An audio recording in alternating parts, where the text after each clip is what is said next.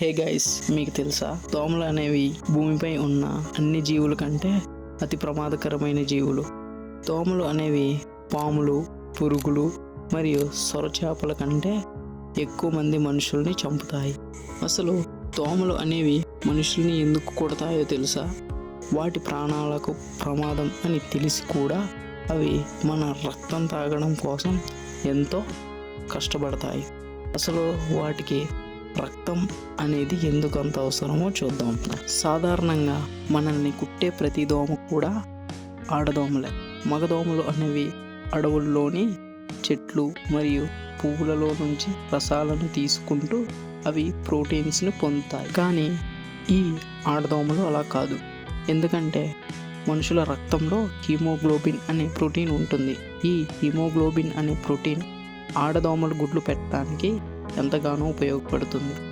ఈ ఆడదోమల్లోని అన్ని రకాల దోమలు మనల్ని అటాక్ చేయవు. 3500 రకాలకు పైగా ఉన్న ఈ దోమల్లో కేవలం 200 రకాలు మాత్రమే మనుషులపై దాడి చేస్తాయి. మిగిలిన దోమలు జంతువుల దగ్గర నుండి రక్తం తీసుకొని బ్రతుకుతాయి. ఎందుకంటే యానిమల్స్ రక్తంలో కూడా హీమోగ్లోబిన్ ఉంటుంది కాబట్టి. దోమలు గుడ్ల లోపల ఉండి హెల్తీగా పుట్టాలి అంటే వాటికి మన రక్తం అనేది చాలా అవసరం. కాబట్టి ఆడదోమలు అన్నీ కూడా మన రక్తాన్ని తాగుతాయన్నమాట. ఇంకా చెప్పాలి అంటే ఆడదోమల కంటే మగదోమలు సైజులో చాలా చిన్నవిగా ఉంటాయన్నమాట. వీటి జీవితకాలం ఆడదోమల కంటే కూడా చాలా తక్కువగా ఉంటుంది. దోమలు ప్యూపా దశ దాటి అవి కీటకంగా మారిన తర్వాత మగదోమల జీవితకాలం సుమారుగా 7 నుండి 10 రోజుల వరకు ఉంటుంది. మరియు ఆడదోమల జీవితకాలం 30 రోజుల వరకు ఉంటుంది. ఈ దోమలు చనిపోయేలోపు 500కి పైగా గుడ్లను పెడతాయి. ఇవి ఉండే ప్రదేశం అతి చల్లగా అయినా మరియు అతి వేడిగా అయినా ఆ ప్రదేశంలో ఉండలేవు. టెంపరేచర్ను బట్టి వాటి స్థానాలను మార్చుకుంటూ ఉంటాయన్నమాట. ఆడదోమలు మగదోమలతో ఒక్కసారి కలయిక జరిపిన తర్వాత 50 నుండి 100 గుడ్ల వరకు పెడతాయి. మరొకసారి గుడ్లు పెట్టడానికి మగదోమతో కలయిక జరపవలసిన అవసరం లేదు కాబట్టి ఇవి చనిపోయేంత వరకు గుడ్లను పెడుతూనే ఉంటాయి.